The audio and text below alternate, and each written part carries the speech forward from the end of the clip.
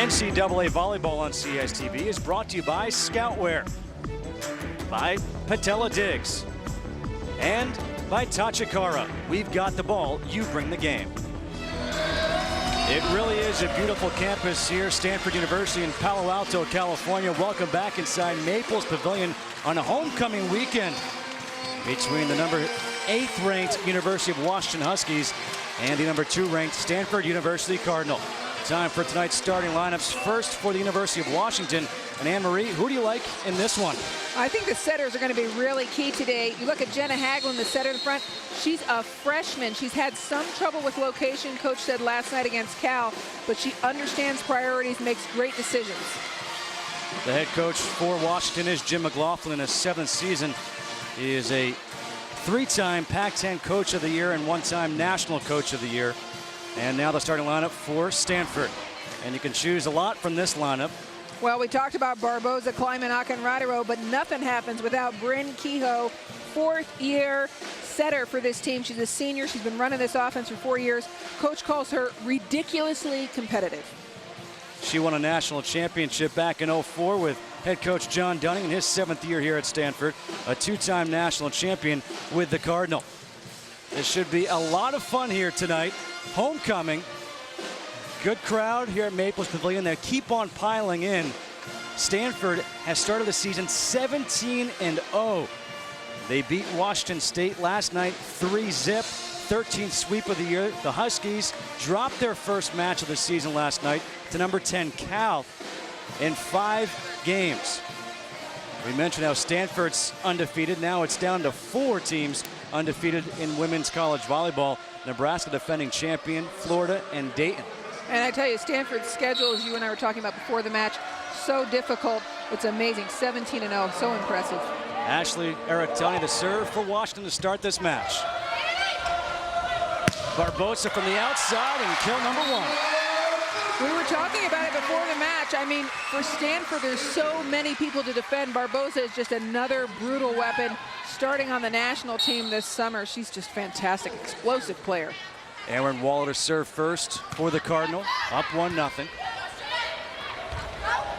In the back line, it's Mussey. Good dig by Gabby Ailes, another stud freshman, and another point for the Cardinal. I tell you, we didn't talk about Stevie Mussey there, who attacked for Washington pregame, but she's another great volleyball player for Washington. Somebody else who needs to have a big impact for the Huskies to do well tonight. Stevie Mussey's gotten off to a very good start this season. The reigning Pac-10 Player of the Year, Crystal Morrison, tried for the kill. Mussey again. Barboza again from the outside. That is some power. Man, when you hear her hit just the snap on the ball, fall through it, I love this. Look at her, there's no expression there. Just watch her, nice and smooth, completely fluid. They've got a triple block up, but there's gaps in the block. Barboza's gonna find those seams every single time. Barboza, first-team All-American last year, started for the U.S. national team this past summer, and she wasn't the only one, as you mentioned, on her team who started for the U.S. national team. Yeah, they only started 2 people that weren't full-time members. They both play for Stanford. Akinradero being the other one. There is Akinradero, and she gets a point. Yeah, there's a slight touch on the net there by Washington. You cannot touch the net at all. One of those errors, by the way, that's fine. It happens in volleyball, but boy, you don't want anything like that to start adding up for your team. Can't give points to the Cardinal. Stanford up early 4-0. They didn't like the hands of Jenna Hagelin, the freshman setter there in Washington. She does a good job of getting herself underneath the ball. She just had a little bit of a double handle on the ball there. Jim McLaughlin not liking what he sees, calls an early timeout. Stanford up 5-0 here to open game 1. Stanford leading 5-0 here in game 1. A look at Jim McLaughlin, the head coach for University of Washington. His Huskies, they've been among the top teams in the country since 2004. Like you mentioned, Anne-Marie, they've been to 3 Final Fours, 04, 05, 06, won the national championship in 05. You look at that record, only Nebraska has a better record than they do since 2004. It's incredible to sustain that high level for such a long time. Washington only 1 loss at home in that span. Of course, the bad news for Washington, they're not at home tonight, so we'll see how they do here. They are not at home. They're playing in a hostile environment. Mussey again from the back line, and this time she gets the point. The coach said one of the things he really likes about Mussey is that she's just a solid volleyball player. She can pass. Obviously, she's a great hitter, but she finds different ways to score. We saw her already tip from the backcourt. We've seen her attack harder from the backcourt. Smart player. Freshman Jenna Hadlin to serve. There is the other freshman, Alex Kleinman, 6'4", and she does that from the back line, which to me is remarkable. Yeah, she's just a very strong player. She has such long arms. She's 6'4". She just broad jumps really well for the backcourt attack. Oh, and by the way, did we mention Barboza's serve? Because that's something to really prepare yourself for when you're playing Stanford. I got a chance to come to the match last night, and just to see her serve was a treat. Jump serve with tremendous topspin, and of course I jinxed her. Yeah, well, it's all right. You know, this early on, they're really trying to serve tough, take Washington out of system, meaning they're going to be able to run their middle. So I'm sure that coach doesn't mind. Serve tough early on in the match, and she will. Crystal Morrison, the Pac-10 Player of the Year, now serving. Her team trailing by 5, 7-2. Kleinman from the outside. And the point goes to Stanford. Just a hitting error here. I mean, what Washington really needs to do early on is get their middles established. Start attacking out of the middle. Force Stanford's block to spread out and move around. And, of course, to do that, you have to have a good pass. For Luca Akinradawo, the other member of Team USA. Mussey is wide. And Stanford cruising here in the early goings, up 9-2. Mussey looking to see some hands here, but she's unable to get any hands off the block. You know, just get a little touch and out of bounds. She's going to have to be creative like that today. Nice tip by Fishburne. Good dig right there by Fishburne again. But looking alive is Stevie Mussey. Some great movements there by the Washington team. Crystal Morrison attacking from the backcourt, just quick energy coming up, and then Mussey defending the front court. Mussey, a great player all the way around the court. In the front court, we'll see her do some damage here and put up some good blocks, no doubt. The set by Kehoe for Kleinman. And a violation against Kehoe. They didn't like Kehoe's hands, and that's surprising. Bryn Kehoe, one of the best setters this team has ever seen. She only has maybe 43 more sets at the beginning of this match, 43 more assists to be the all-time leader for the Cardinal.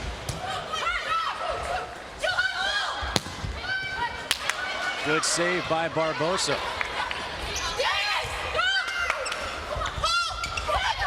Mussey, which off speed. Kleinman able to put it in. Well, Kleinman gets that kill, and of course it all starts there with Bryn Kehoe. It starts with the pass and Bryn Kehoe making it happen. Look at her career assist leader. Kehoe just has such great location. She's so consistent to be running this offense for 4 seasons. She really knows it well. Mussey, good dig by Ailes. Nice block up front by Mussey and Alicia Deasing. I tell you what, that was a great block by them because Kehoe put that ball exactly where she wanted. The swing block, you see them come across and close that block. The passing for Stanford has been very strong so far, giving Bryn Kehoe lots of options. Bit of a miss hit. Gerard. And Mussey is there to take advantage. I tell you, as a player, there's nothing better than standing there like Stevie Mussey and seeing that ball come up over the net. Look at her, 4.6 kills per game. She leads this team. You see that ball come up, it's like a Christmas present. I'll just take that down. Nobody's there blocking it. Mussey was a transfer from Pacific. Was last year's Seattle Regional most outstanding player. And a point for Stanford. And Stanford now up 11-6. Another net violation there for Washington. You need to cut down those little errors early on, especially when the other team has a 5-point lead. The National High School Player of the Year, Kleinman, last year. In the starting lineup here for Stanford. But the point goes to Washington. They're using that backcourt attack a lot, and Crystal Morrison so good from the backcourt. She's now moved up into the front court, but they've set her quite a bit in the back. We talked about her. She's got so much experience playing in the big matches. Here she is in her 4th season.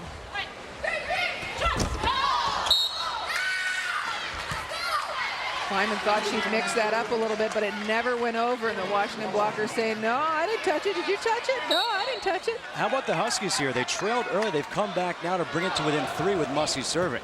Yeah, they're and now 2 with the ace. I mean, we talked about her being a complete player, and Stanford's passing, as soon as I mentioned it was good, started to kind of break down a little. It's so important to pass. Without a solid pass, there is no option to run the offense. Coach McLaughlin called a timeout, trailing 5-0. His team now on a 10-5 run. Talk about the job that he has done with the Huskies. Only coach in NCAA history to win a title with both a men's team and a women's team. Deasing blocked by Barbosa. Morrison, beautiful dig by Ailes. Barbosa gets the point for Stanford. Boy, I mean, there's so many people doing well. I'm looking at Gabby Ailes, just another person for Stanford. Her sister Tatum, a libero for Missouri, so it's in the family. Look at that, a great dig by her. I mean, I asked Coach, what can she do well? And she said, she can just plain dig. The set by Keo Akinradawa. Luka Akinradawa, one to really watch during this match. There she's hitting in front of the setter, but I guarantee you will see her come around behind the setter quite a bit. She's so good off 1 foot on the slide hit to break up those Washington blockers. Oh, great serve by Ailes. Dees playing with an injured thumb. Morrison long, point for Stanford. Morrison asking, saying that it went off the hand of a blocker. You've got to be kidding me, she says. That went off the hand. Respectfully, sir, if I can mention that. Well, the refs say I'm right here at the hands, and it didn't. Another good serve by Ailes. Morrison, this time doesn't go with the power, goes to the off speed, and she's able to get the point. Yeah, it was a perfect little tip there from Crystal Morrison. It's hard to tip on this Stanford team. Their defense is so good. She timed that just perfectly, so the block kind of pulled it down with them. Yashiro to serve for the Huskies. Nice block up front. That was the freshman Jenna Haglund. Yeah, she's not very tall, Jenna Haglund, only 5'10". Doesn't look even that tall, and she's got a big job there blocking those big outside hitters for the Cardinal. Set up for Barbosa. Beautiful dig by Miyashiro. And the kill by Morrison. Excuse me, that was Aratani. Let's take a look at this dig. She's so strong. I mean, Barbosa just unloading, and Aratani right there saying, what else? What else do you have? Putting that up just perfectly. Oh! Another great block up front. Crystal Morrison does not care what Stanford's record is, what their rank is. Watch her here, just 2 hands right on the ball. A great job blocking her while Swarbrick's trying to get out there and close it. Crystal Morrison, the Pac-10 Player of the Year, making a difference. Washington trails by 2. It's a 2-point game here in game 1 of this best of 5. Stanford leading Washington 15-13. There is Feluke Akinradawa, and she has done something that is quite impressive, I think you would say, Anne-Marie. Is you look at her hitting percentage last year, that was a school record. Look what she's doing this year. I know, 474 leading the nation. That's insane. And for her to be a middle blocker doing that, middle blocker, the sets are low, they're quick. You've always got somebody in front of you. She is a freak athlete. This time it's Waller who tries to put it away. Mussey from the back line. And the point for Stanford. Oh, that one hurt Swarbrick because she knew she had the opportunity there. They had a great block, a great stop on the ball. And she threw it, probably meant to throw it to the corner. Instead, she threw it out of bounds. That hurt. Waller to serve. The set for Mussey, another point for her. I mean, you're talking about Kleiman's back row attack looking impressive. Mussey is so impressive from the back, and she's 5'9" versus Kleinman 6'4". She's just very strong. You can see it in her legs and her arms. She's very explosive, finds the spot every time. On top of that, she had knee surgery a couple of years ago, so obviously coming back from that, another point here for the Huskies, and they're now down by just 1. You know, I love, neither of these coaches gets particularly riled, by the way. You can go from John Dunning to Jim McLaughlin, look at them. Neither one's going to show you that much emotion right now. I believe they're even keel. Their team will be even keel.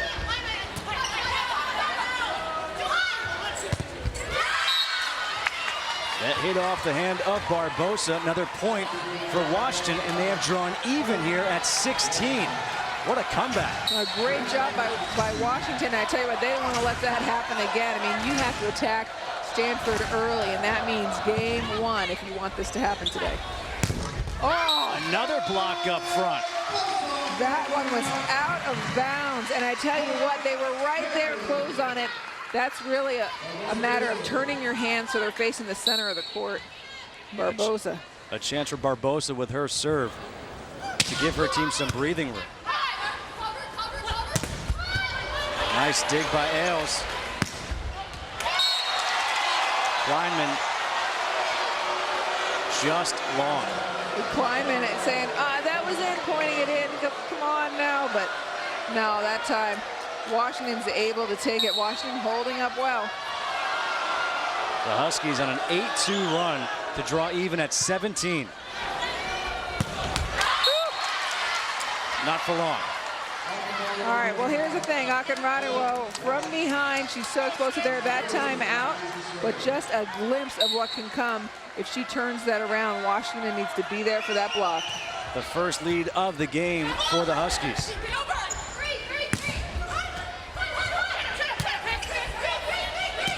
Morrison from the back.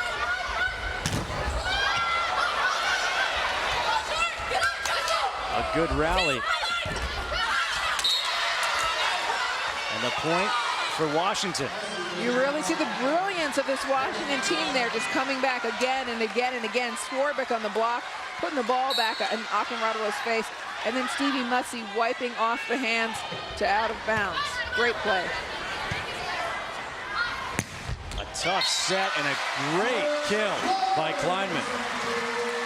Alex Kleinman just warming up. We talked about her leading this team in kills per game as a freshman. Just incredible. The biggest thing for me, she's been consistent all year. That's tough for a freshman.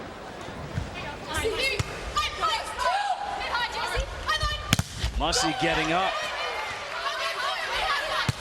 Oh! Again, and a great block up front. Francie Gerard celebrating a little bit. That one hit down about a foot and a half from the net. Watch this block here. Straight down. A little celebration from her. I don't blame her. That was a nice block. A roof.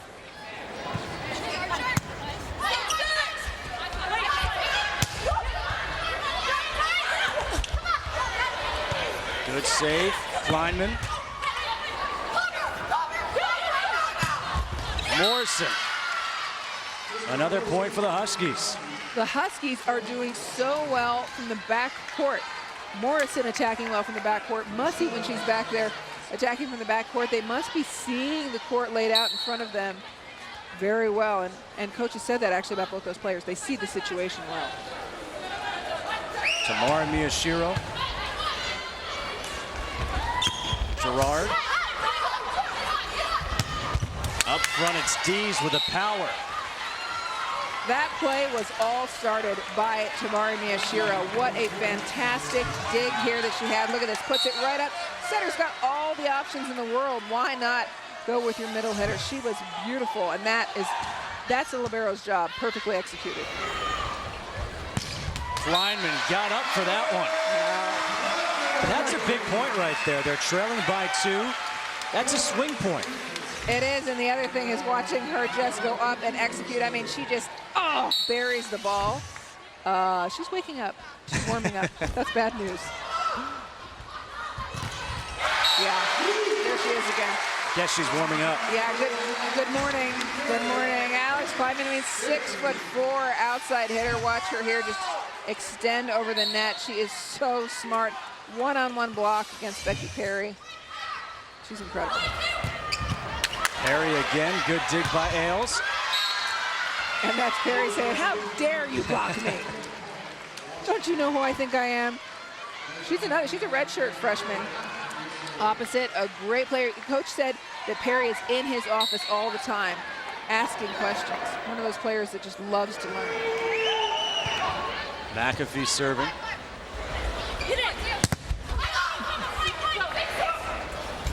Haglund set for Mussey. Another point for the Huskies. This Husky team is having a great time so far. You see them celebrating and enjoying. Watch Mussey here. Snap on the ball. Stevie Mussey is off to a great start. 6 kills here in game 1. Right off the outside hand of Aaron Waller and down the line too. They're having a great time. Washington playing very loose. I mean, as you mentioned, Justin, they were down at one point by a significant number of points. Now to be up to, and by the way, we mentioned a 5-game match last night at Cal versus Stanford having a 3-game match. Their conditioning better be good in order to hold up today, and they certainly look fresh. They look fresh. They've come back from a deficit, trailing 7-1, now leading 23-21 here in game 1. And this is big for Stanford because Stanford, they swept Washington State last night. They've had 13 sweeps this year. They've won 18 straight games. Right, not matches, games. I mean, they don't remember what it's like to lose. And last game that they lost, September 21st, that says something about this team. However, we still got a ways to go in game 1, so it's not like we're saying game 1 is down the tubes for them. It's just an unfamiliar position. And as a matter of fact, in game 1, just last night, they had a big lead. They were up by about 4. Then Washington State came back, tied it at 17, and then Stanford went on their run to win 30-23.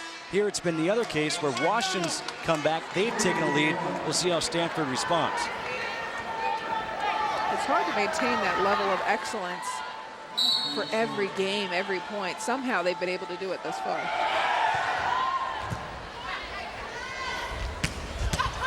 It's Gerard, the senior, a quick hit. Barbosa from the back, using that topspin again. Good dig by Barbosa. What a rally we've got here. Mussey goes long. And a big, big point for the Cardinals. They're looking for hands, and Mussey's like, come on in, get hands. I tell you who I'm loving on this Washington team. Tamari Miyashiro had 3 digs in a row there. She has been incredible, keeping Washington in the match. Miyashiro had 27 digs last night against Cal. That was her season high. Yeah, she just, I mean, in that rally in particular, really watching her move around, see the ball, she owns the court. And that's what you want in a libero. You want a libero who says, I'm in here to do the job. The ball comes anywhere near me, I'm taking it. Barbosa, a miss hit. And Mussey again. I tell you, I think that this Washington team is targeting Barbosa in the pass. She started passing well, but now she's had several passes which have not been good, and it's really not giving Bryn Kehoe all the options she wants. And you see that set was headed for Barbosa as well. She's just not passing well right now. Are you surprised by that? I mean, here is this player who, an All-American, member of the U.S. national team, or is this just an off game for her? I don't even think it's an off game. I think it's an off couple of points. It happens to everybody, and I think that the fact that she was still in the passing rotation, John Dunning has a lot of faith in her and is saying, don't worry about it, you can get it worked out. I would hate to see somebody crush her or try to crush her confidence. I don't know that you could try to crush her confidence, but right now she's trying to get it worked out. Ashley Aratani to serve with her team up by 3 here in game 1. Oh, great dig. Nice dig. Good touch. And a net violation there for Stanford. Washington playing so well. I mean, you really see those 2 players. We're talking about Mussey and Morrison working together. Mussey with a fantastic dig. Morrison with a quick hit, drawing Stanford into the net. Barbosa again. The broad jump by Kleinman. And another point from Morrison in Washington. They're now just 2 points away from taking this first game. I love where Morrison put that ball. She didn't try to pound it, didn't try to crush the ball. She went to the deep corner, slightly off speed. Great spot. Nice pass, Barbosa. Wow. Well, here's what happens, though, in all truth. When you give a nice pass in Stanford, and that has been their problem, they've broken down their passing, they are going to go to their middle, and Akinradawo is going to make you remember her name. I mean, it just happens that way. So it was a great pass by Barboza. And it's not an easy name to pronounce either. Yeah, but once she hits the ball 8 miles an hour, it's not an easy one to forget.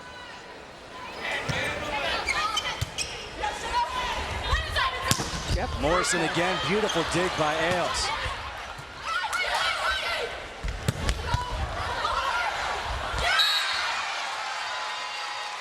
Great execution on all levels by Washington there.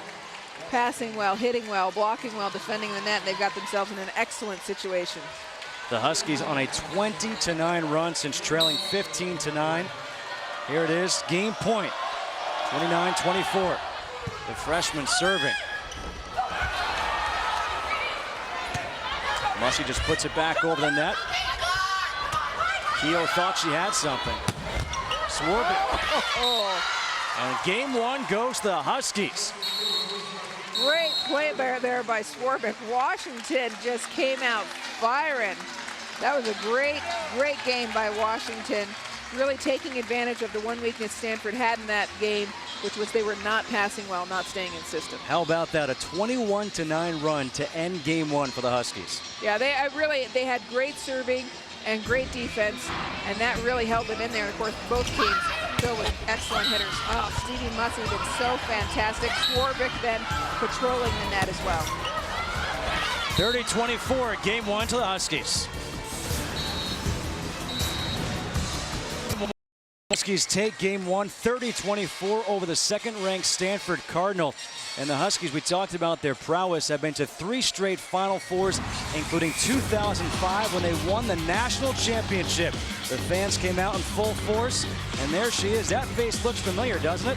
That was, wait a minute, wasn't that Crystal Morrison? Yep, she was the most outstanding player of the Final Four in 2005 as the Huskies defeated Nebraska for their first ever national championship. And how about this? You talk about coaches with titles with 2 different teams. We've got 2 of them here tonight. John Dunning and Jim McLaughlin. Of course, the interesting thing about McLaughlin, he won it with the men when he was at USC, and with the women at Washington, showing a little bit of versatility there because you do coach men and women differently, I suppose. Jim McLaughlin, I asked him, do you ever get upset? And he said, not that much. Okay. Keeps it nice and even keel. He says, lose control of your emotions, you lose control of your team. Cynthia Barboza to serve first here in game 2. Had 1 ace in game 1. Morrison just misses.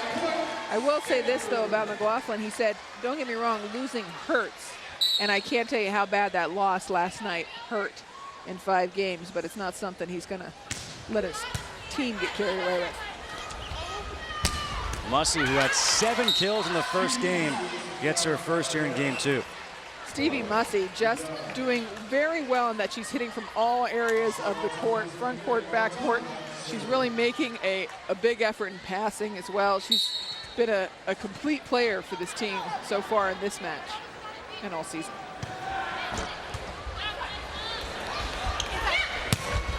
Kleinman going over everybody.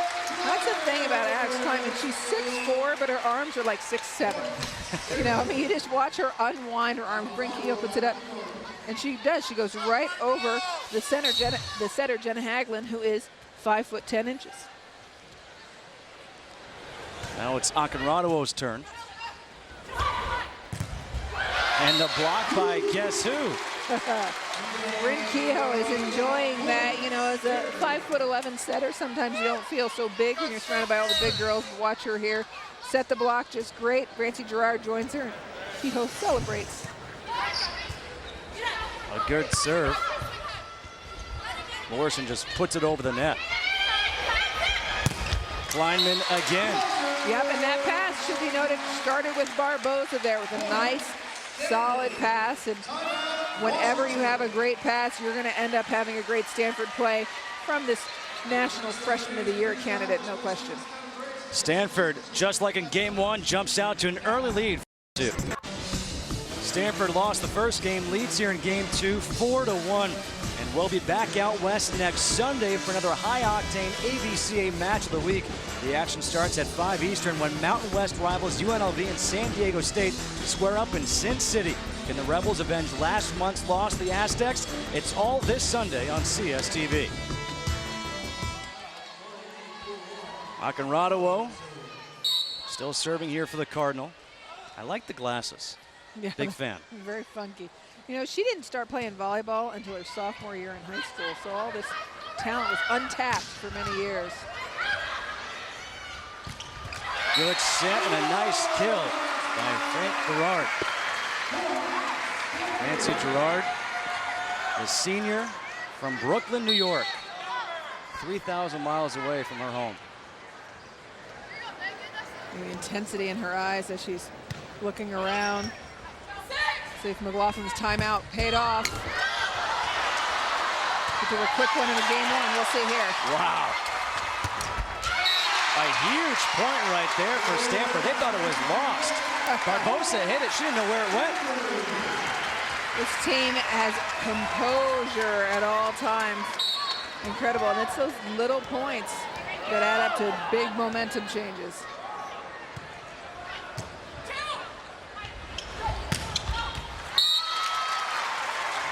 Mossy long, and what do you know, but we have the same score here in game 2 as we had in game 1, 7-1. And some of the same situations in terms of unforced errors, like Mussy there hitting the ball long. Washington did the same thing in game 1 in terms of creating their own problems. Well, there's Swarbrick with the answer. Beautiful snap of Swarbrick coming around for the slide behind the setter, off 1 foot, trying to take that block apart. She does a great job there. Jenna Haglund, who was serving when Washington took game 1. Oh, how about the alertness by the senior setter? Bryn Kehoe making lemonade out of lemons. Barbosa's pass there, not very good. Kehoe moving, finds a great spot as those blockers are watching. And all those blockers, Crystal Morrison saying, I was right there. Good low serve. Yeah, you can't do that. Kleinman reaching over the net, can't attack the ball when the other team is just about to attack it. That's a violation. And she's 6'4", she kind of, you know, said, yeah, I'm just long that way. But no, you got to let that ball come down. There's a pass. Oh, what a save by Morrison. Gerard again. You know, Stanford can get on rolls of really getting their middles running, whether it's Gerard or Akinradawo. Of course, Gerard would be talked about. On any other team, she'd be talked about constantly. She's an awesome middle hitter. We'll see a lot from her if they can get their middles working here. Mussy is long, and the point to Stanford.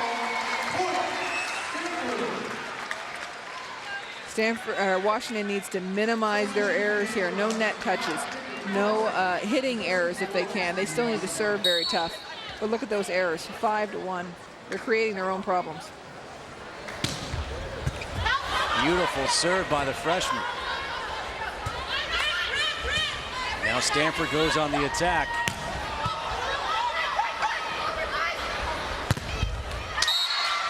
And the point by Becky Perry. Becky Perry going right through a big Stanford block there. Right through the hands. Watch her say, yeah, I see your hands, Barbosa and Gerard, and I'm going right through the seam. Beautiful. Her coach said she's not afraid of anyone or anything, and that was evident right there. I guess not.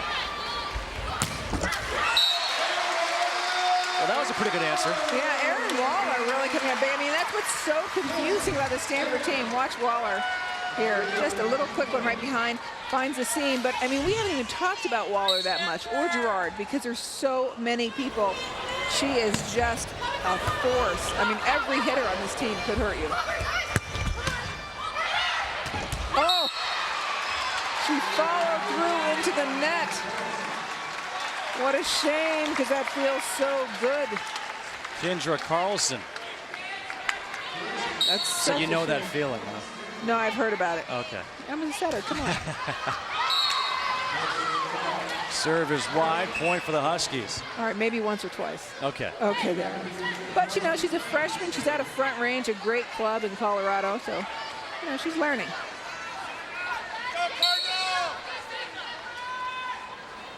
McAfee to serve. A great story, McAfee. Last year she was a walk-on. This year she's a scholarship player. Yeah, she earned it in part with her pass. Double hit there. She earned it in part with her passing. McAfee, just really solid passer, and every team needs that. She's only 5'6" tall.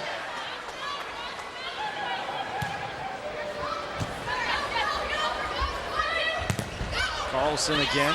A good pass by Barbosa. Gets it back. Beautiful dig once again from Miyashiro. You're not going to dig that, though. I mean, you got Akinradawa on one side, Barbosa on the other, and these blockers trying to figure it out. You see them go, and it's just too fast for Deason to get out there and block it. I mean, Okoba to get out there and block it. Her elevation is just phenomenal off the 1 foot. Yeah. She's a natural slide hitter. That ball was tipped at the net, and another point for Stanford. Now a 15-5 lead. And this crowd here on homecoming weekend starting to make some noise. Back row attack again for Alex Kleinman. It doesn't even really matter. She broad jumps a good 5+ feet. Unravels her 6'4" arms and really snaps the ball. 10-point lead for the Cardinal here in game 2. The faculty at Stanford University have made critical contributions to pioneering ideas that have changed our world. Among them, laser technology. This cutting-edge research helped harness the power of light and advance everything from modern medicine to information technology. And even now, over 40 years later, the laser's full potential has yet to be realized. Hail, Stanford, hail. 15-5, Stanford trying to answer from game 1 when they lost by 6. They lead here in game 2. And the Pac-10, you see, Stanford number 2, Washington number 8. Look at the Pac-10. They've got 5 of the top 10 teams in the nation in their conference. How strong is this conference? Oh. They've won 5 of the last 6 national championships, 3 of the 4 teams in last year's Final Four from the Pac-10. It's an incredible conference. I mean, it's just loaded with talent, and imagine playing in it where every week you're getting, I mean, California number 10, Washington played them last night and lost to them. I mean, it's just every week you're stuck against a great team. Another point for Stanford. Morrison long. 16-5.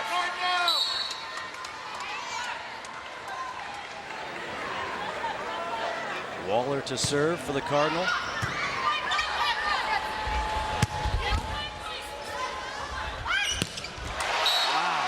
Just beautiful. Great hit there by Akinradawa, but I tell you what, it was really started by Erin Waller again with this perfect dig. Bring Kehoe all her options. Beautiful jump set back to Akinradawa, but Erin Waller playing very well for this Stanford team. Digging well, hitting well, serving. Oh. A dig by Ailes, but it sails out of bounds. Gabby Ailes, so great. Hitting percentages here, that's a problem. Washington just not able to break through. Meanwhile, Stanford, who only hit 163 in game 1, hitting 571 in game 2. It's all about the pass, Justin. Pass is good, the hitting is good. Carlson to serve for the Huskies. Again, that one-footed jump by Akinradawa. Morrison able to land it in. 17-7, Stanford on top. Washington doesn't need us to say that this is the moment for them. This is the moment that they cannot let Stanford get any further away if they want to be in game 2. A good serve by Carlson. Oh. Barbosa, and it's long. That was a shot. Barbosa trying to find her groove. And again, she's a fantastic player. She's doing well. You just know what she's capable of, and you can kind of see a little bit of strain in her face, it seems, as she's trying to find the right momentum. Talk about momentum killer. A service error into the net. by the freshman Carlson. Yeah, it's just the wrong time. I understand she's trying to serve tough, and I get that. You know, trying to take Stanford out of their system, but right now nothing's going right.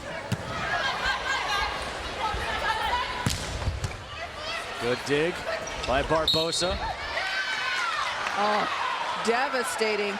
They didn't like Bryn Kehoe's hands there. Meanwhile, I could have taken a picture of that. Kehoe kind of gives the rolling of the eyes. Look at her here.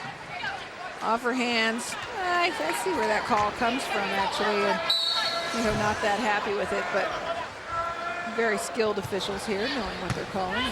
They didn't like it. Good block up front. Morrison and Schwarber. That's the one you got to stop, is that Akinrado slides behind, and they've seen it now 3 times. Look at them waiting for it. And Morrison out there saying, I'm going all ball here, cross court. Uh-oh. Oh, a great dig by Ailes.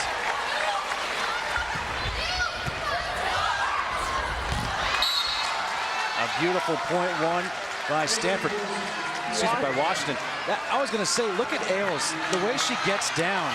Yep, it's called a pancake, little flapjack here. She slides her hand underneath, oh, just perfect time. We saw Morrison do that earlier for Washington. Oh, Akinrado again.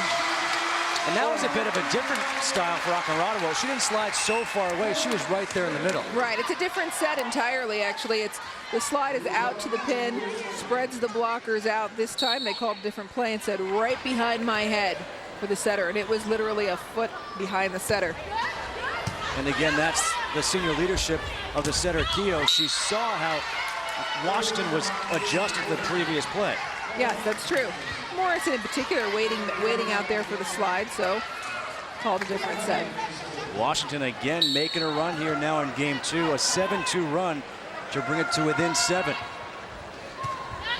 The Huskies took game 1, 30-24. Wow, they called the set again there. Bryn Kehoe unhappy about it. John Dunning unhappy about it. They don't like that set at all. And the Stanford players saying I can't be. Kehoe upset. Trying to shake it off. As a setter, you can't let that get into your head at all. She's a great setter. I'm sure it won't. Serve is long, and the point for Stanford. All right, that's a bad time for Hagelin to go long. They were having some momentum there. Now a yellow card being given by the up referee, saying, hey, you know, that's enough questioning me. So Amy Filamawa saying, it's enough questioning me. I made the call. Don't do anything else. Of course, like in a lot of the sports, red card will mean a point.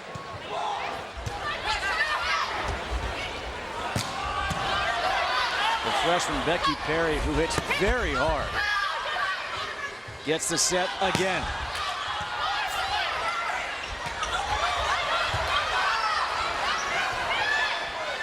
Good job by Washington to reset. The freshman for the Huskies doing a very nice job out there. And it just looked like Waller didn't see where that ball went. Yeah, she lost it. Sometimes when you're blocking and it goes straight up, she turns around, expects it's going to be behind her, and nearly hit her in the head. Washington, meanwhile, great net play, very intense staying with the ball. How about the freshman, though, for Washington? You've got Carlson out there. Your setter is Hagelin. You've got a redshirt freshman in Becky Perry. You talk about the freshman for Stanford, the freshman for Washington doing a heck of a job. And you know what that says to me? Continued dominance for Washington. We'll keep seeing Washington in these Final Fours for years to come. McLaughlin's just such a great tactician. He knows. 2015, Stanford leading here in game 2, but again, the Huskies making a run. The Huskies have outscored the Cardinal 10-3 here. You know, Washington, led by Jim McLaughlin, you can't forget that he was a setter at UCSB. He's somebody who knows how to train a setter, so with this freshman setter, he's not too worried about getting her to run the offense. Well, we go from the court to the pitch Tuesday night for a Conference USA. And I actually asked John Dunning about that. does he have the advantage with a senior setter versus Washington, who has a freshman setter? And he said, yeah, you know, experience can make a player. However, he won a national championship in 04 with a freshman setter. There's a pass.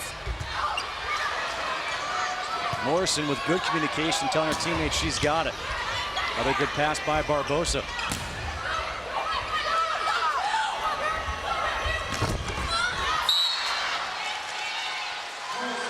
Washington using the equipment to their advantage there, getting a little bounce off the net. Stanford trying to dig it up. I mean, what's really impressing me, Justin, is that Washington has let out these big leads. That part doesn't impress me, but the fact that they've been able to chip away at them says something. It really does, especially when you think about, like you said, they dropped that match last night in 5 games.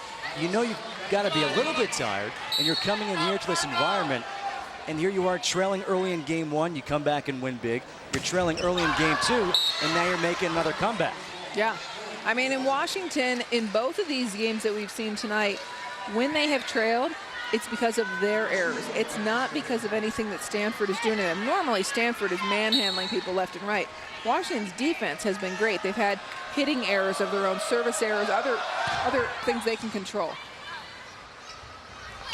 Barbosa, a good touch. Carlson blocked up front. A good tandem block. Fran Gerard and Waller. Francie Gerard and those guys blocking, and it looked like it might have been headed out of bounds, and got a little save there by Waller. Take a look here. There's the block. Oh, no, that was going to be in bounds. Good job trying to cover herself. Ailes long on the serve. 22-18. Gabby Ailes, this is funny. I mean, she's from Nebraska. Obviously, Nebraska, #1 team in the country, defending national champion, yet she leaves her home state and comes out here to California. Yeah, I mean, they have some great liberos at Nebraska. She saw an opportunity here, and as I've said, it runs in her family. Her sister is the libero from Missouri, and coach said, you know, she's just got a libero mentality. She's aggressive. What a save by Kehoe.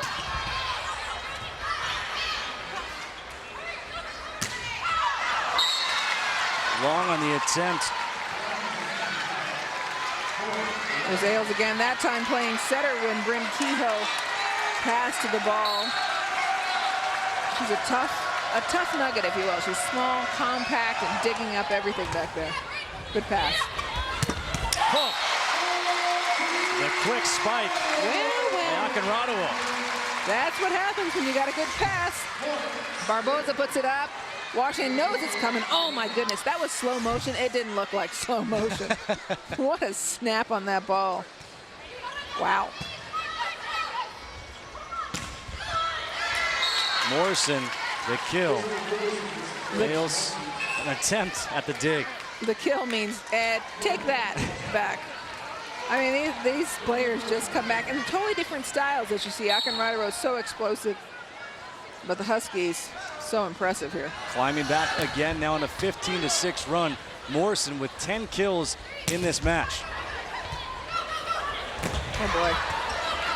Good block up front. Another block by Akinradawa.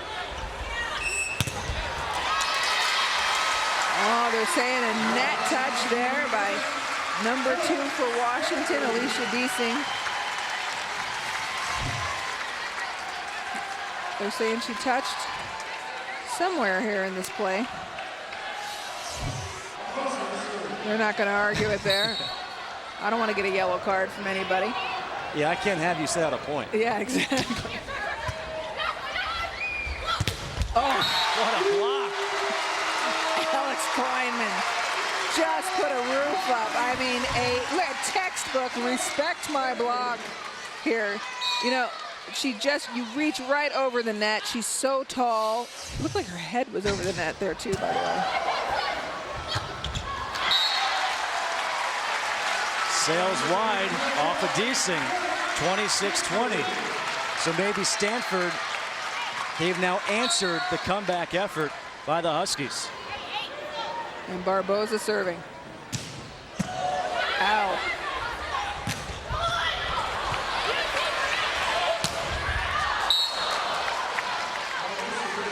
Washington able to get a point back, trailing by 5. Coming up, Between games, we'll have the AVCA update presented by Tachikara. That's coming up at intermission.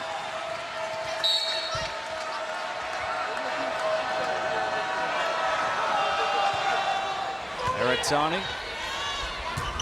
Oh my. Akinradero has officially joined the match. She is so fast. Wow, she just snaps on the ball. What I love about watching her is that she can elevate and stay up in the air. Yeah. Or if she wants to, she can go for the quick hit. She can levitate, is what you're going to say, right? She elevates and then levitates. And she passes And well. she passes. Oh. What were you saying about elevating and levitating? It sounds like gunshots here when Stanford hits the ball. When it's Kleinman, Akinradero, or Barboza, you just hear the snap on the ball. 2 points away from even in this match at 1 game apiece. Good deep serve by Akinradero.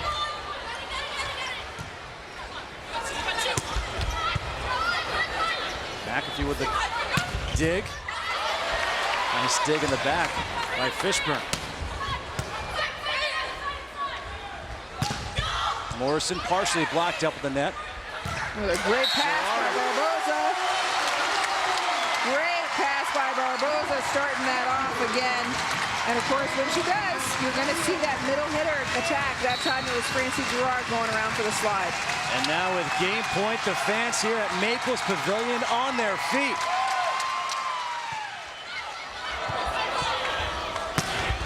Oh, Good save. Barboza. Good communication by Stanford.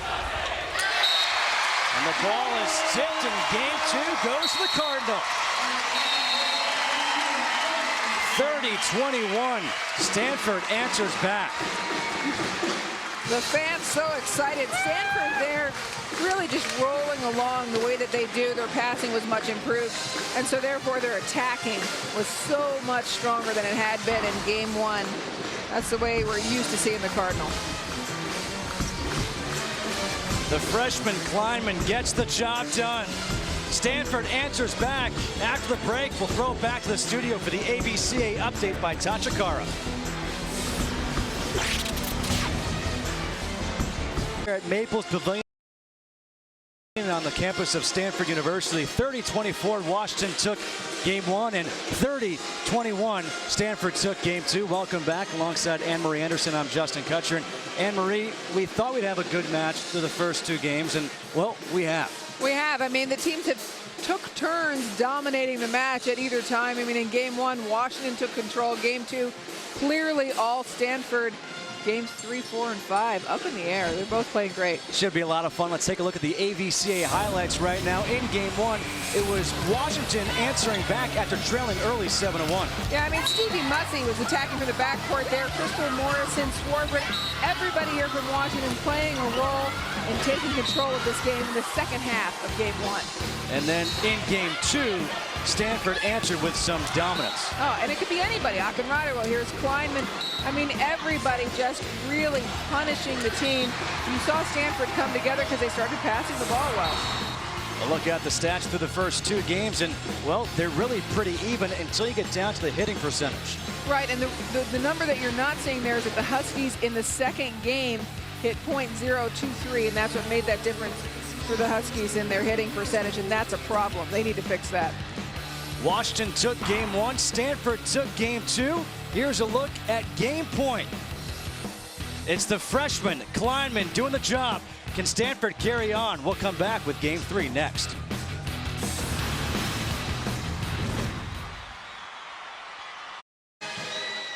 Back inside Maples Pavilion, 30-24. Washington took game 1, 30-21. Stanford answered in game 2. The story of this match so far has been Stanford taking the early lead, Washington coming back.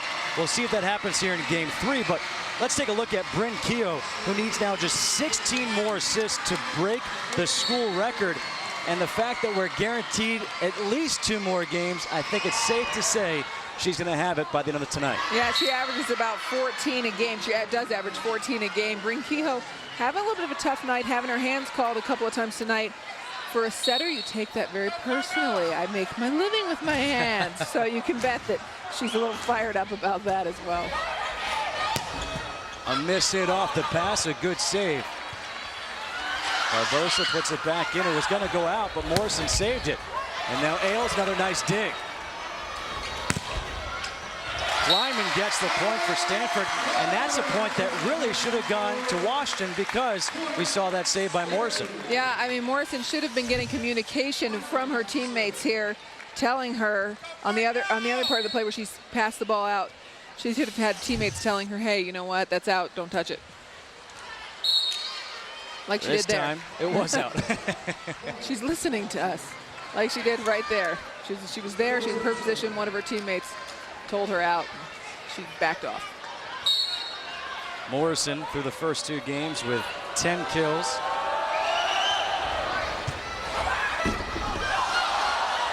A blown opportunity by the Huskies. Becky Perry had the easy opening. Yeah, that's just a strange play. One of those you can't think about too much. Just got caught between her hand and the net. And she said, oh, God, that didn't happen, did it? This game's not on TV, is it? Yeah, exactly. Nobody saw that, did they? Uh-oh. A good tandem block. Here's a good pass. A good pass leads to a good set, leads to a kill. Yeah, every time. When you've got a good pass for Stanford, which is why Washington tries to work them so hard, because this is what happens otherwise.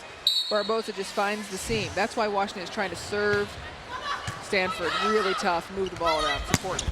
Woo! Carlson getting up. The freshman from Eaton, Colorado. That was beautiful. She has some hops right in front of us. She got up, extended, nice snap on the ball. 6 foot, coach calls her utility player. She can go wherever you need her to, outside, middle, whatever you need. Libero, Miyashiro. Again, a miss hit off the pass, and again, a blown opportunity for Washington. That was strange for Washington. I mean, they're a little bit out of sync right now. Decent thought that she was going to jump higher than she did, or misjudged the ball there, and because of that, Morrison wasn't up digging the ball behind her. You can't let those happen. Again, we talked about it, game 1 and 2, Washington kind of doing it to themselves. The Huskies really haven't started any game quickly so far in this match. It's the best they've done, and yet still, like you said, making mistakes, doing it to themselves.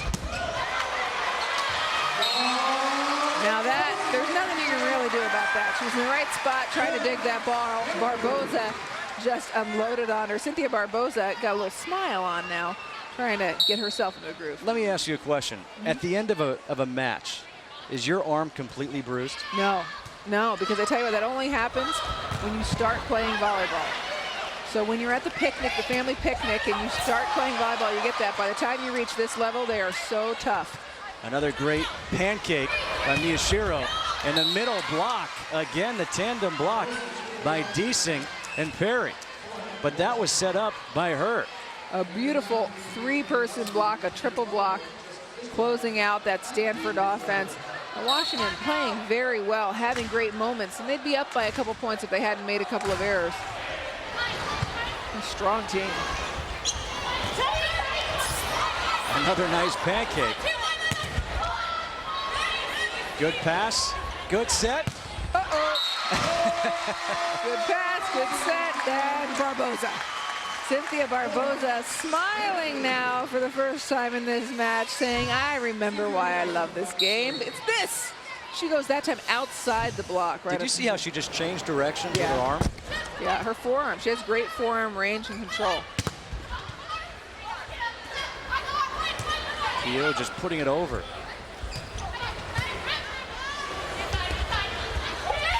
Lyman. Pancake.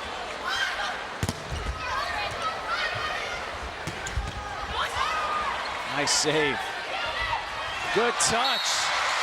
Oh, this is fun volleyball. And she goes in for a flapjack again. I tell you, I saw Washington when they were warming up, practicing all these pancakes. Watch Barbosa here, just tipping the ball, seeing if they can do it again.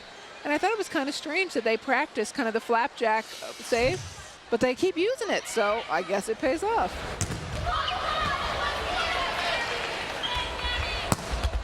Akinradawo.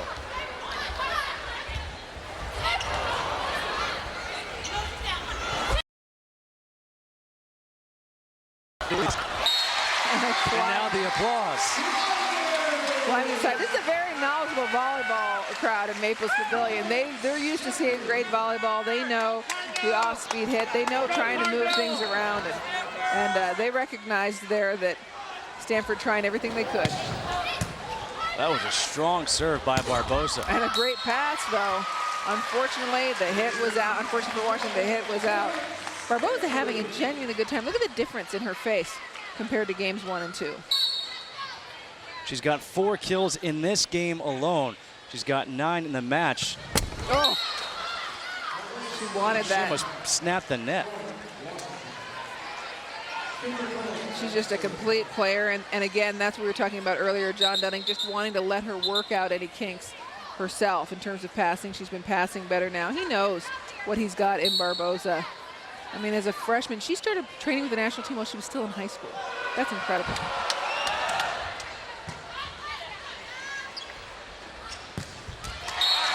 Another incredible freshman, Kleinman. Kleinman now with 13 kills on the evening. The Stanford team looking much more relaxed than they did earlier in the match. You can just see it on their faces. It's not necessarily good news for your opponents. It almost looks like they realized, all right, they're in for a good battle here tonight. When they lost game 1, Washington gave them a fight in game 2, and they said, you know what, we've got a big crowd here. Let's go out and have some fun. Yeah, and it was all those games that they had won in a row. Was it 18 games that they had won in a row? So now they don't have to worry about that anymore. They lost a game. Let's start over again. I mean, you always kind of wonder if they know those stats. They probably don't, but the way that pressure builds. Hey, we don't have to be perfect. We don't have to be perfect. Morrison came up strong right there for Washington, but I'm going to ask you because I think a lot of people say they don't know about them, but they really do. Did you know about them playing? You didn't know that you had won I never knew my 18 in a stats. row, or if you were undefeated, you had 17 straight wins? I never knew my stats. I never knew any of that. I really didn't. I was really interested in wins. I mean, that was it. And it just doesn't matter. I don't think it matters to them. What they care about is really on that last match of the year. And they play as a team defense. They do it right there, take a 6-point lead here in game 3. You know, Jim McLaughlin and I were talking before the game, a great block there, and he was talking about last night's loss, and I said to him exactly that, you know, but that doesn't really matter. And he kind of smiled and said, no, it's really only the end of the season that matters. When you get down to it, I mean, of course he wants to win the Pac-10 championship, but there is, you know, some relief in not trying to be perfect, and they were perfect until last night. I thought both McLaughlin had something interesting to say, as did Cynthia Barboza. They both basically said the same thing. It's not how good you are now, it's how much you improve as the season goes on, because when you're playing in the Pac-10, like you said, essentially every game is a playoff type atmosphere. Oh yeah, I mean every match is such a high level. And that's a great thing, because by the time you get to the end of the season, you're used to playing consistently at a high level, as opposed to somebody coming from another conference, perhaps, who has some real weaker teams in their conference. They just don't have them here. Washington trying to make another run here now in game 3, trailing 12-8. Haglund, the freshman setter. Great ace serve there by Haglund. That's what they need to do. Serve tough. Alex Kleinman looking to see if they're going to serve her again. They've got Kleinman and Barboza next to each other, both, you know, perhaps targets for these servers. This time it's to Barboza.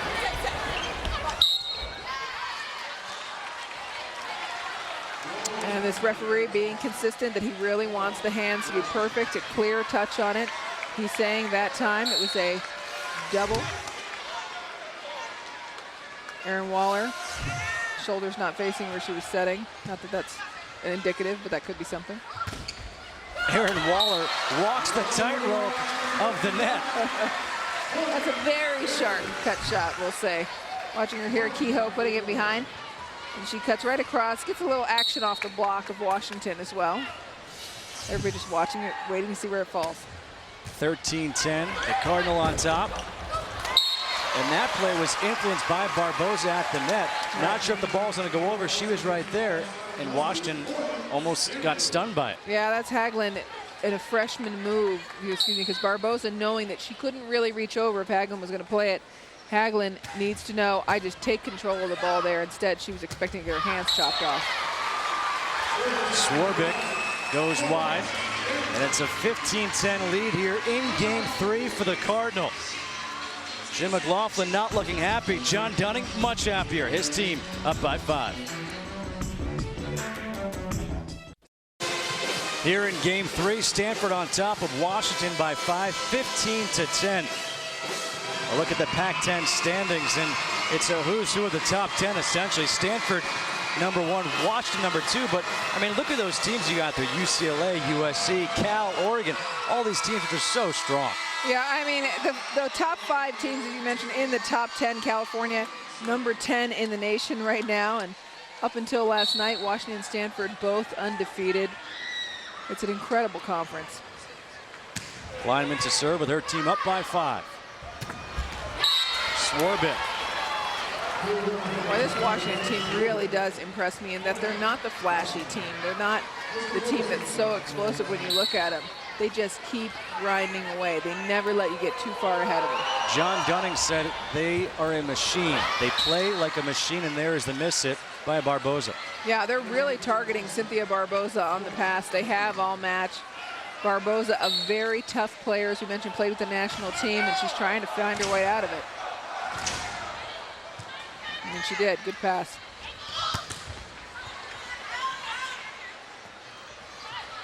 Kehoe sets up for Barboza. A great pancake dig again. Gerard blocked. Nice pass there. Oh, wow. Yeah, that's Swarbrick. Just unloading it. I mean, here's that little flapjack again from Washington, and again and again and again, they just go right in there. I told you they practiced this before the match, and I thought it was different, a little odd, and well, I totally retract that now. Barboza had more problems on the pass.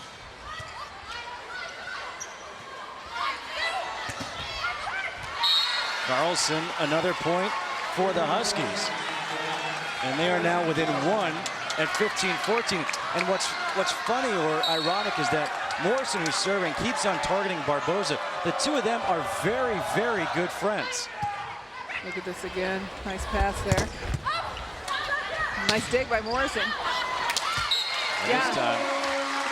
They may be friends, but it doesn't matter in this match, going for it again and again and again. Barboza is such a great player, such a complete player. I'm sure she wants to fight her way out of that. You don't want to be left with that. Barboza actually told me, she's like, the hardest part for me is looking at her and not smiling. And Akinrado can't help but smile. Beautiful closed block by Akinrado, blocking by herself, just having her hands make a wall in front of Swarbrick's face, reading the ball perfectly. Ailes into the net. Nearly giving Barboza a concussion. It's a real trust up there when you're at the net and somebody's serving the ball behind you. But Stanford, in all seriousness, serving tough, and that's important. Trying to keep some pressure on Washington because they are so machine-like. Miyashiro. Another good set, good dig by Morrison. And the quick hit again by Akinrado.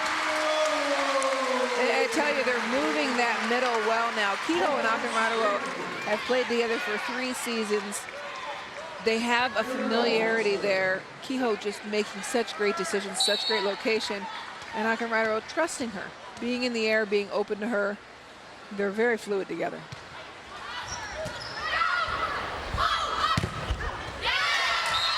A big hit at the net by the freshman Becky Perry. And Washington not giving in. Becky Perry has such a nice arm. She's just a straight hitter. She doesn't come off of one foot. She's not a slide hitter. She does some combos in front. She just embraces the challenge.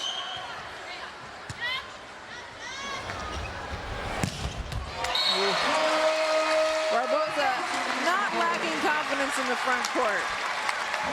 Back court, struggling a little, serving very well, but watch her hit here, just putting on a clinic. Ouch. You see how high she jumps, by the way? Her head's up there. She's not looking through the net.